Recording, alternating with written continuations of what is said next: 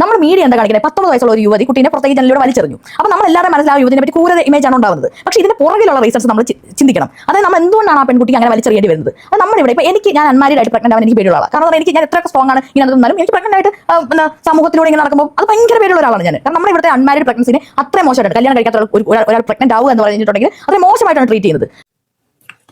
19 വയസ്സുകാരി ജനറലിന്റെ സൈഡിൽ നിന്ന് കൊച്ചിനെ ഇറങ്ങി പോകുന്നത് അത് ക്രൂരതയല്ല. അവർക്ക് അവരുടേതായ POV ഉണ്ട്. നമ്മൾ അവളുടെ സൈഡ് ഒന്ന് കേൾക്കണം.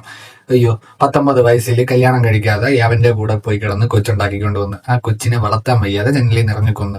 അതൊന്നും ഒരു ക്രൂരതയല്ല. കാരണം അതൊക്കെ നമ്മുടെ ഗവൺമെന്റിന്റെ പിടിപ്പുകേടാണ്. അതുകൊണ്ടാണ് ആ പെൺകുട്ടിക്ക് 19 വയസ്സുള്ള പെൺകുട്ടിക്ക് അങ്ങനെ ചെയ്യേണ്ടി വന്നത്. പറക്കൽ ചേച്ചി പറയുന്നത് എന്താണോ അത് നമ്മൾ അംഗീകരിക്കണം. അത് ക്രൂരതയല്ല, അത് ഗവൺമെന്റിന്റെ പിടിപ്പുകേടാണ്. ഈ പറക്കൽ ചേച്ചി പറയുന്നതെന്ന് വെച്ച് കഴിഞ്ഞാൽ കല്യാണം കഴിക്കാതെ ഉള്ള ഒരു കൊച്ചിനെ വളർത്തുന്ന എന്ന് പറയുന്ന ഒരു സംഭവം എന്ന് വെച്ച് കഴിഞ്ഞാൽ നമ്മുടെ സൊസൈറ്റി അക്സെപ്റ്റ് ചെയ്യൂല. നിന്റെ കണക്ക് പഞ്ചായത്ത് കിടകൾ കണ്ടവന്മാരോട് പോയി കിടന്നിട്ട് ഉണ്ടാക്കിക്കൊണ്ട് വന്ന സാധനത്തിന് ആ ഒരു സിസ്റ്റത്തിനെയൊന്നും നമ്മുടെ നാട്ടിലെ ആൾക്കാർ ആരും അക്സെപ്റ്റ് ചെയ്യത്തില്ല. എന്നും പറഞ്ഞാൽ ആ കൊച്ചിനെ എറിഞ്ഞ് കൊല്ലുന്നത് അതിനെ നീ ന്യായീകരിക്കാൻ വരണ്ട. സൊസൈറ്റിയുടെ കുറ്റമല്ല. പിന്നെ 80കളിലാണ് നമ്മൾ ജീവിക്കുന്നതെന്നൊക്കെ പറഞ്ഞ് വലിയ താളം വിടുന്നുണ്ട്.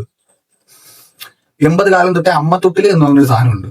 കൊച്ചുങ്ങളെ വളർത്താൻ വയ്യുന്നുണ്ടെങ്കിൽ അവിടെ അതിന്റെ പെണ്ണിൽ കൊണ്ടുവന്ന് ആരോഗ്യത വെച്ചിട്ട് പോവുക, അവരെടുത്ത് വളർത്തിക്കോളും. ഗവൺമെന്റിന്റെ ഒക്കെ ഒരുപാട് സ്ഥലങ്ങളുണ്ട് ആരുമില്ലാത്ത അനാഥ കുട്ടികളെ വളർത്താനായിട്ട്. ഈ 19 ആൾ പുണ്ടാമൊക്കെ ഇറങ്ങി നോക്ക്. നീ ഇരുന്ന് ന്യായീകരിക്കുന്ന അവർക്ക് ആ കൊച്ചിനെ വളർത്താൻ വയ്യുന്നുണ്ടെങ്കിൽ അല്ലെങ്കിൽ അമ്മത്തൊട്ടിൽ കൊണ്ടാക്കുന്നു വരുന്നു, അവരെടുത്ത് വളർത്തിയേനെ. അവിടെ നിന്ന് ഏതെങ്കിലും നല്ല ആൾക്കാർ വന്ന് ആ കൊച്ചിനെ കണ്ട് ഇഷ്ടപ്പെടുവാണെന്നുണ്ടെങ്കിൽ മക്കളില്ലാത്ത അവരെടുത്ത് ദത്തെടുത്ത് വളർത്തിയേനെ. കല്യാണം കഴിക്കും മുമ്പ് ഒരു തന്നെ കൂടെ പോയി കിടന്ന് കൊച്ചുണ്ടായി. ആ കൊച്ചിനെ കൊന്നിട്ട് ആ കൊച്ചിനെ കൊന്നേനെ ന്യായീകരിക്കുന്നു. കാര്യം 19 വയസ്സുള്ള പെണ്ണിന് അവളുടെ POV ഉണ്ട്. അവളുടെ സൈഡ് നമ്മൾ ആരും കേട്ടില്ല. അതൊരിക്കലും ക്രൂരതയല്ല. അത് അവൾക്ക് സൊസൈറ്റി കാരണം അവൾക്ക് ആ കൊച്ചിനെ വളർത്താൻ പറ്റുന്നില്ല.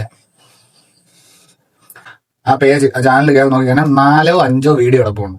എവളെ ഇരുത്തി എക്സ്ക്ലൂസീവ് ഇന്റർവ്യൂ ഉണ്ടാക്കിക്കണം. ഓരോ വീഡിയോയുടെയും ടൈം ലിമിറ്റ് എന്ന് കാണാം 44, 53, 40 മിനിറ്റ് ഇങ്ങനെയൊക്കെയാണ് കിടക്കുന്നത്.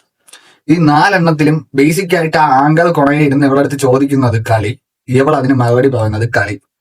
സേഫ് ആയിട്ട് എങ്ങനെ സെക്സ് ചെയ്യാം, എത്ര കോണ്ട ഇടണം, എന്താണ് സെക്സ് എഡ്യൂക്കേഷൻ, എങ്ങനെ 19 വയസ്സിൽ പ്രഗ്നന്റ് ആവാതെ കളിക്കാം, എങ്ങനെ കല്യാണം കഴിക്കാതെ കളിക്കാം, കല്യാണം കഴിക്കാതെ കളിച്ചു കഴിഞ്ഞാൽ എങ്ങനെ പ്രഗ്നന്റ് ആവാതിരിക്കാം, കളി കളി കളി, സെക്സ് സെക്സ് സെക്സ്. ഈ വല്ല അണ്ടി കളിക്കാനോ പോ. നിനക്ക് ഇന്റർവ്യൂ എന്തായിരുന്നു, പോഡ്കാസ്റ്റ് എന്തായിരുന്നു 2 മാസം കഴിഞ്ഞിട്ട് ഞാൻ കാണിച്ചു തരാം. ആരെ കൊണ്ടുവന്നിരുത്തണമെന്നും എങ്ങനെയുള്ള ആൾക്കാരെ കൊണ്ടുവന്നിരുത്തണമെന്നും ആൾക്കാർക്ക് ഇൻഫോർമേറ്റീവ് ആയിട്ട് എന്ത് കൊടുക്കണമെന്നും ഞാൻ കാണിച്ചു തരാം.